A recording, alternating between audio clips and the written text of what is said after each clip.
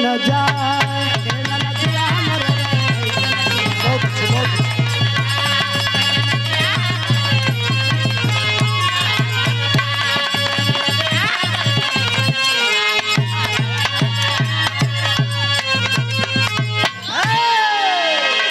बस बहुत बहुत बहुत बहुत धन्यवाद, अच्छे हो। एक छोटा सा दास्तान ले लीजिएगा, समय का अभाव है। वीर चुड़ावल था मस्ताना, राजस्थान में जान ठिकाना, लेकिन जाना नहीं गवनवा की रात।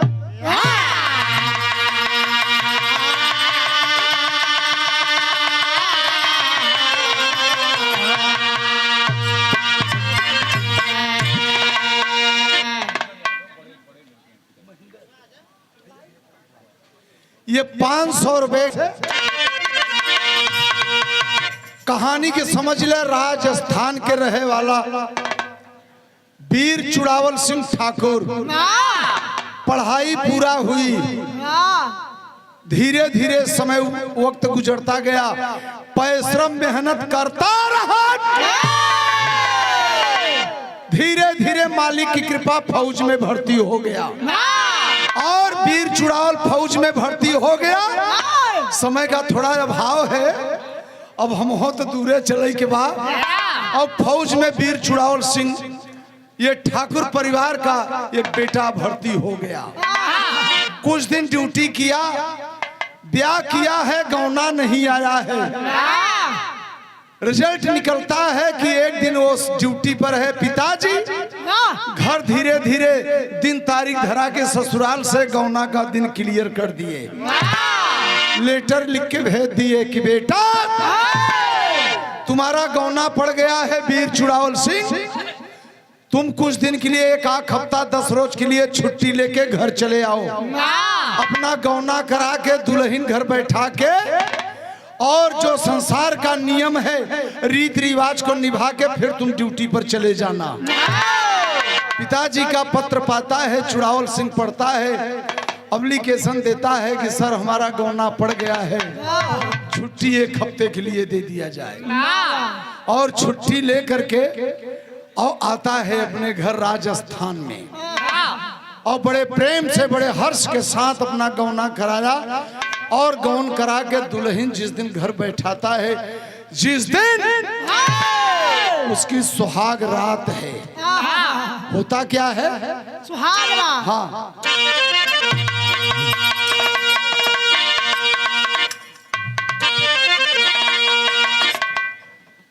यही बात कि जो आजादी, अरे जो आजादी का नारा लगाते चले,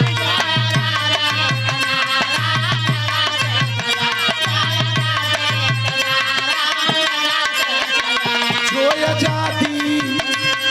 आजादी का नारा लगाते चले,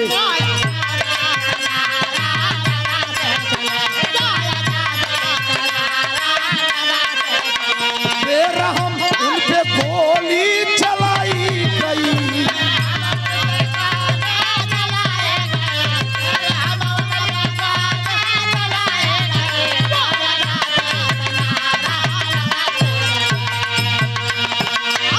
वंदे मातरम की बोली बोलन लगे,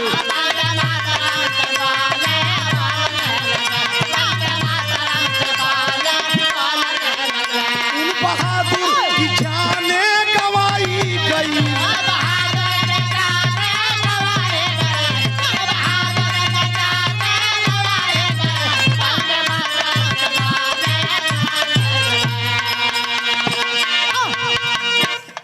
यही है हमारे देश की जो रज के जरा सा चाहे इसी समय देख लीजिए, पर्दे के भीतर की बात है, जरा सा अगर आवाज गलत निकला था त्या समय कौन दुर्दशा बा।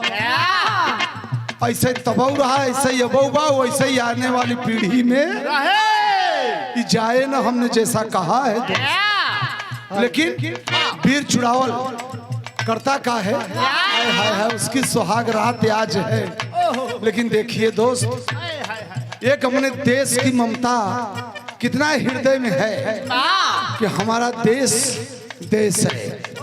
किसी देश पे भारत माता शब्द नहीं लगा, लेकिन 16 कला के मालिक श्री कृष्ण कन्हैया इस देश को भारत माता शब्द संबोधित करके उन्हीं ने गए हैं। जिस दिन राजा परीक्षित गद्दी पर बैठे, कलयुग आके सवार हो गया लगी रहे, उसी दिन भारत माता का पद भी इस देश पर दिए। त्रेता में नहीं था भारत माता, द्वापर में नहीं था, सतयुग में नहीं था, लेकिन कलयुग में भगवान इस देश का नाम रख दिए भारत माता। 16 कला के मालिक धन्य हो कृष्ण कन्हैया। भाव बाबिरहा में कैसे यही बात, घर में दुल्हन का जिया बेटवा अशोक को बहुत बढ़िया बजाओ, एकदम फिट है। घर में दुल्हन जो आई सुहागन रही,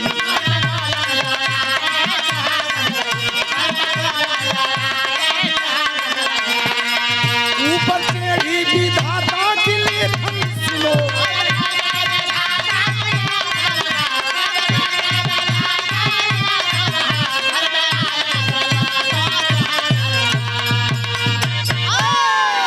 घर में आई जो दुल्हन सुहागन सुनो, ऊपर टेढ़ी विधाता की लिखानी सुनो।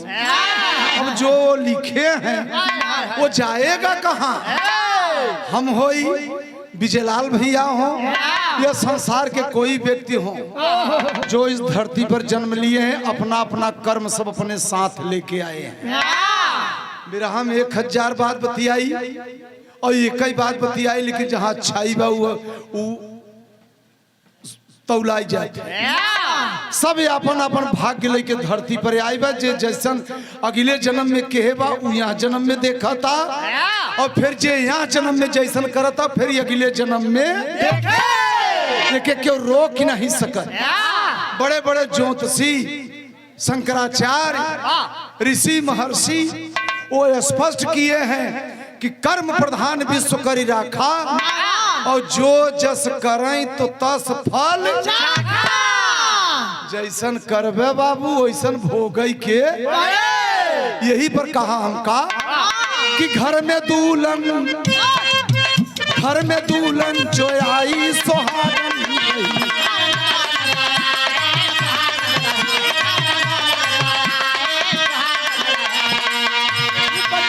विधाता लिखानी सुनो,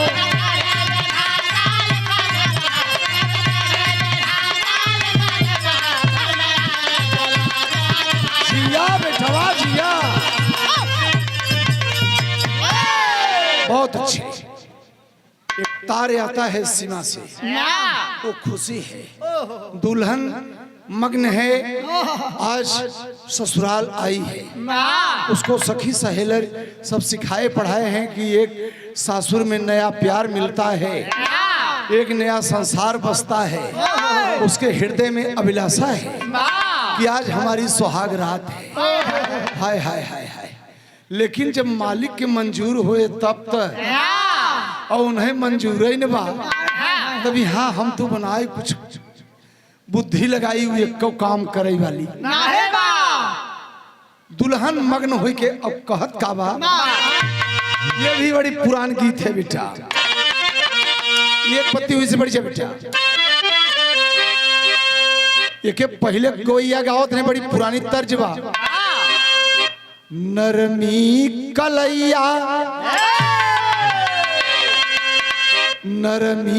कलैया सुकुमार हो, कोनो सास चढ़ाई के अपने पतोहू के चढ़ाव पर सुना हो, रकम मड़े में देश तो ओकर कलाई इतना नरम रहा, कंगन थोड़ा सा छोट रहा।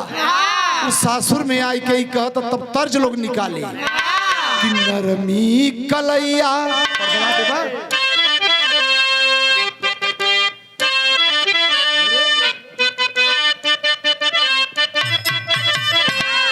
नरमी कलैया सुकुमार हो चू भी जाला कंगनवा।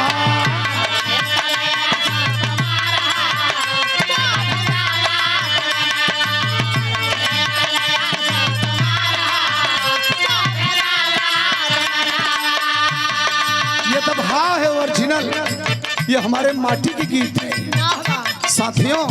लेकिन ध्यान दीजिएगा, वो चुड़ावल सिंह की औरत क्या कर रही है, जिसका सुहाग है, बड़ी हर्ष के साथ वो उसके हृदय से ये अभिलाषा उत्पन्न हो रही है। क्या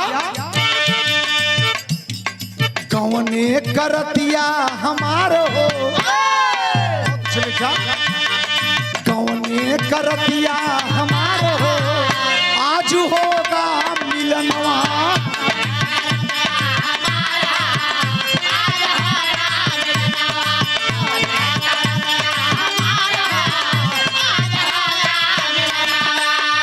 देखा ये फौजी की जीवन क्या होती है, समय का अभाव है दोस्त।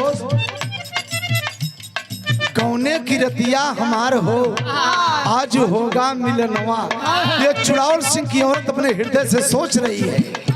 और घर ही में वो करत का बा, अपने ननद से किस्म किस्म का फूल मंगवाई के और करत का बा घरवई में।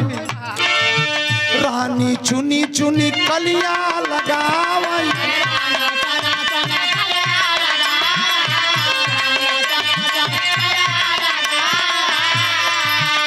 अरे गेंदा गुलाबों से सजिया सजावा।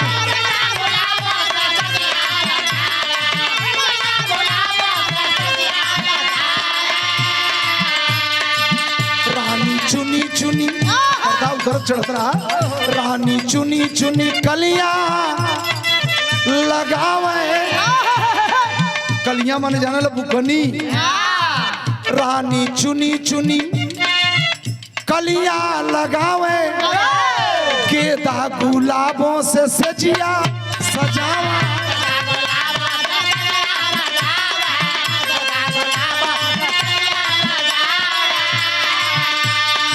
यह दुल्हन कहा था चुड़ावल सिंह का सुहागरा।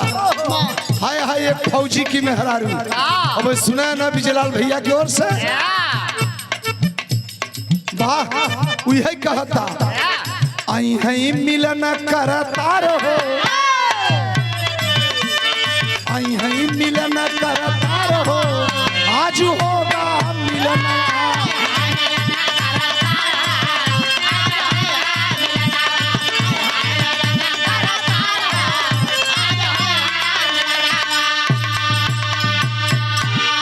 गावें गेंदा गुलाबों से सजिया सजाऊं।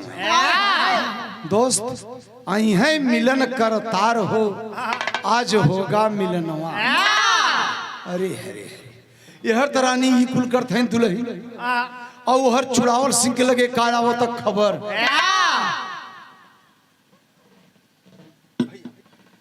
समझ रहे हैं ना आप सब बात? हाँ जी सब ठीक है, चतुरों को इशारा बहुत है।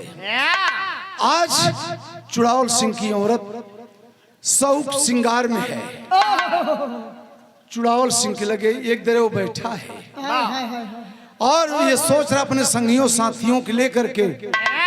लोग पीठी पर हाथ ठोकते हैं, कुछ खर्चा बर्चा करा चुड़ावल सिंह, आज तो हर गहना आई है, आज तो हर नई नई तोहरे दुल्हन आई है, आज तो हर सुहागरात बाबू, कुछ खर्चा बर्चा करे और आप फौजी हैं। हाय हाय हाय हाय ये सब बातें हो रही है, और तब तक एक सीमा से तार आता है दोस्त, और सीमा से तार चुड़ावल सिंह के पास आता है, और एक पोस्टमैन हाथ में पाती दिया लेटर को और खोल के लेटर पढ़ता है, और जब पढ़ता है तो सोच रहा है कि इसमें अंदर क्या है, और जब अंदर देखता है तो उसमें लिखा हुआ है कि चुड़ावल सिंह आपको मालूम हो कि अविलंब आप सीमा पे आने का कष्ट करें, घुसपैठी आके अपने भारत में और दंगा फसाद कर दिए हैं, तत्काल आप लेटर पाते ही चले आइए।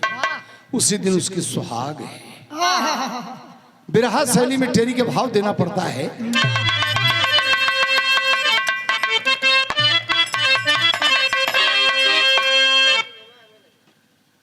दुल्हन का बैरी, बैरी माने दुश्मन, साहित्य टेरी है, हम घपुच्चर न होई। दुल्हन की बैरी होई गई रतिया,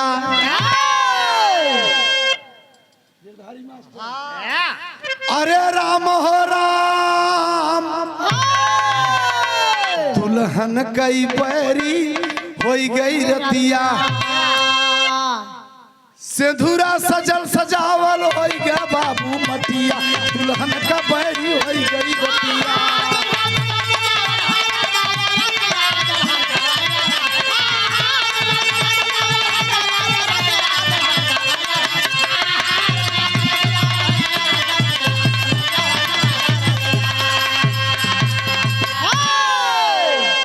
सिंदूरा सजल सजावल होई गया बाबू मटिया, दुल्हन का बैरी होई गई रतिया। विदेशिया का भाव बात लाइन।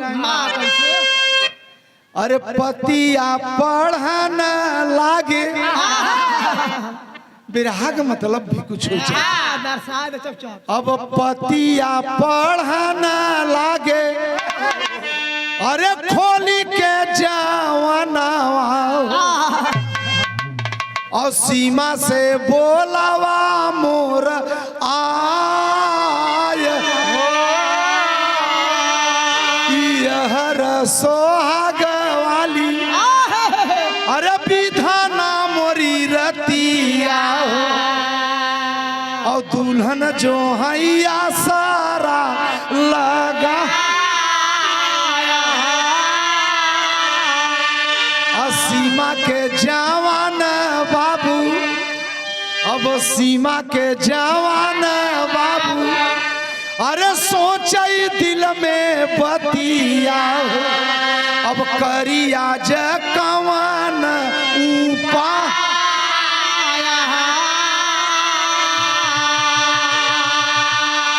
त गईले सोहाग वाले।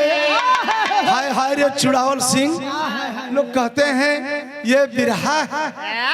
चुड़ावल सिंह देखा अपने ही जो नई नई दुल्हन घर में बैठाया है, अब जब पाती पढ़ लिया तो जा रहा है अपने दुल्हन के पास। अभी रात नहीं है लेकिन जा रहा है बताने के लिए कि प्रिय यही संदेशा हमारा ड्यूटी से आया है सीमा से। तो जाता बास सोहाग वाले, अरे घर में मारा दवा, और दुल्हन से सारी बता,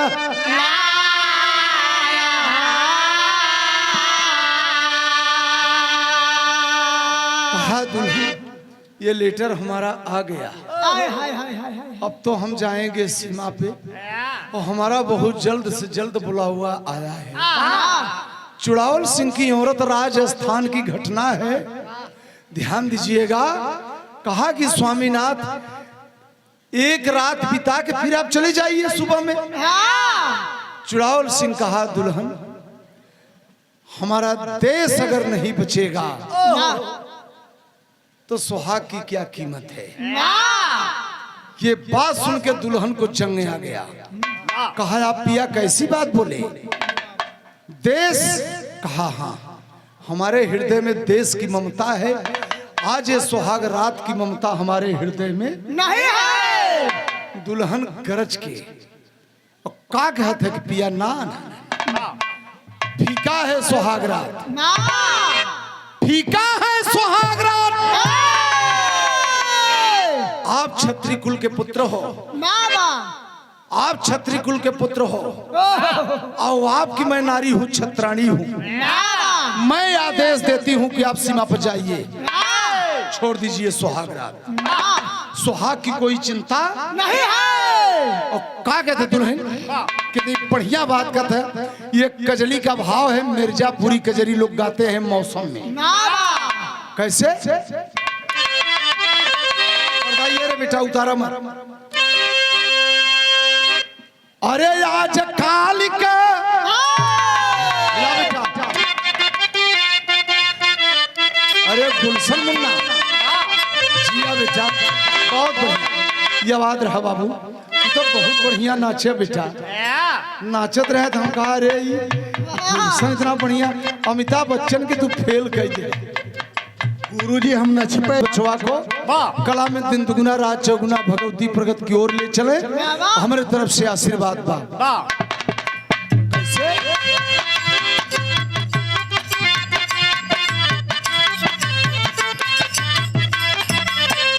हे गुलशन बेटवा, ये हम सब लड़कैया में गावत रहे। आज काल का, आज काल का पतोहू बड़ा रंग कर, बुढ़िया वही के तंग कराई। आज अरे जिया बेटा, ताली बजाइए, ताली बजाइए।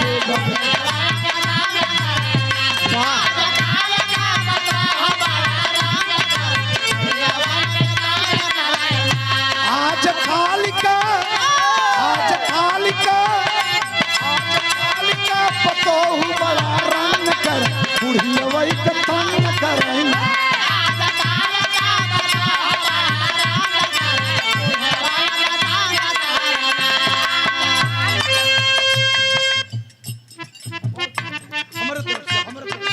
तोहार सम्मान हम कह दे, तोहार गुरु समझ नहीं पाए। हाँ, ताली में जाए के ऐसे कलाकारों का हम सम्मान करें। स्वयं सुदई राम यादव, बहुत बहुत धन्यवाद। तोहार गुरु खाली पैसा का लालची है। बहुत बहुत धन्यवाद। स्वामी जी के यहाँ खूब जावा करा। हाँ, छत्तीसगढ़ पूज्य गुरु महाराज किया, हम लोग उन्हीं की भक्त है। ये पूरा गांव है जसुरी, जो चाहे सो मिल जाए। हमारे तरफ से आशीर्वाद बा, बहुत बहुत धन्यवाद।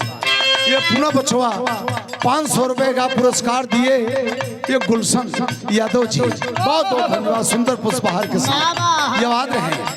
बुढ़िया मांगई जब रोटी, बुढ़िया मांगई जब रोटी, पतो पकड़ लिए छोटी।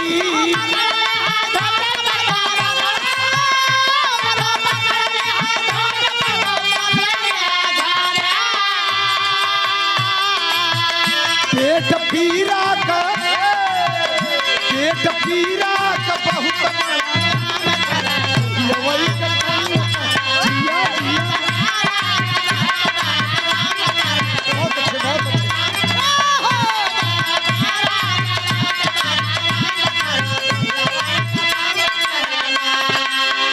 ये तो कजली भाव है। हम शब्द बोला, बोला बोला बोला। हमारे बदे हमारे हिंदुस्तान का सुपर कलाकार विजय लाल यादव, हमारे गुरु सुदई राम यादव। हम भाई देखा प्यार है, हम इन लोग का छोट बेटा है। हमारे बदे दोनों जने बराबर। हम सम्मान किए, गुरुजी को प्यार दिए। हम कहे कि गुरुजी अभी आ रहे हैं, तो हमको प्यार चाहिए। क्यों? ये लोग सम्राट है। आशीर्वाद तन्नी तन्नी दे दी। किन्नर नहरी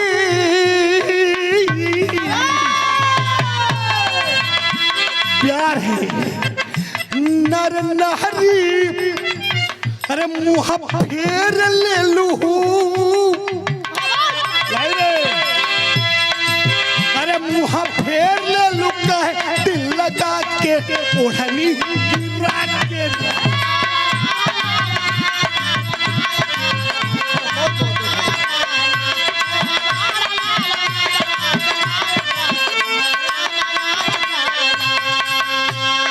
कोनो सावन में करे के लिख लिया बेटा, याद कैले है। कोनो दुल्हन गुस्साई के अपने दुल्हा से कहता, हमारे मन हो ये, हमारे मन हो ये बनऊ न खाब पिया, तो है जवाब पिया।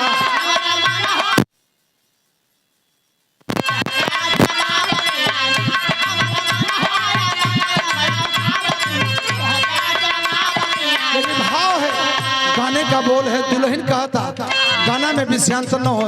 चुड़ाउल सिंह की औरत का कहता, पिया जाओ तुम सीमा पे, छोड़ दो सुहागरा। क्या कहते है?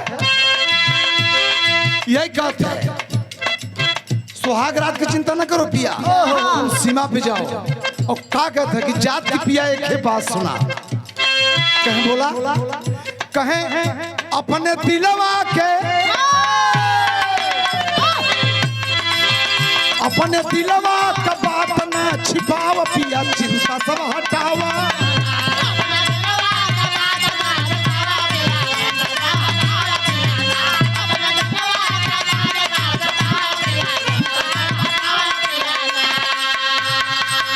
तुम हो छत्री कुल के लाल, तुम हो छत्री कुल के लाल, करो जंग में कमाल। बहुत अच्छे मुन्ना, करो जंग में कमाल, करो जंग में कमाल। ये पतिव्रता दुल्हन कहा, तुम सुहागरात छोड़ दो पिया, देश की ममता रखो हृदय में, देश बचाओ। सुहागरात तो अगर सलामत जिंदगी रहेगी बहुत होगा, देश हमारा गुलाम न होने पाए दुश्मनों के हाथों में। और कितनी बढ़िया बात कहते हैं, अपने दिलवा का, अपने दिलवा का बात ना छिपाव पिया, चिंता सब हटावा। जियो जियो।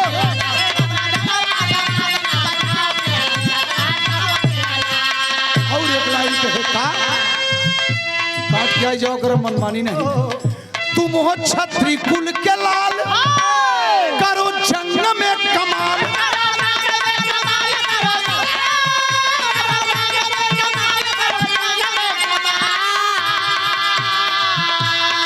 तुम हो छत्री कुल के लाल, करो जंग में कमाल।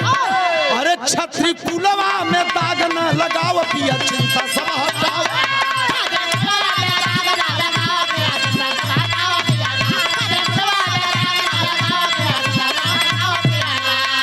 एक लाइन और कहता, कितनी बढ़िया बात, तुम हो छत्री कुल के लाल, करो जंग में कमाल। छत्री कुलवा में दाग न लगाओ पिया, चिंता सब हटाओ पिया। जो सुहागरात का चिंता इसको हटा दो। और एक तीसर की लाइन में कहत है, शेर सिंहनी का बच्चा बने सब लिखाई भाई, शेर सिंहनी का बच्चा, होरो दुश्मनों का कच्चा, सच्चा बापे का बेटा कहावत पिया, चिंता।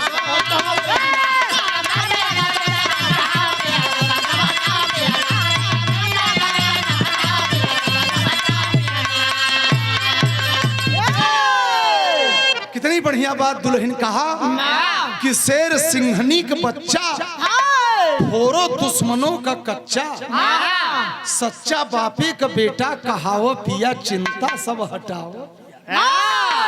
बिरहा के शब्द का वो नहीं हो जाए। देखें दादा रामधार के लेखनी का कमाल। और चुड़ाउल सिंह कहा, तब हम जाएंगे। आए हाय हाय, धीर हो रानी दिया बढ़ावा, कहा छोड़ दो सुहाग।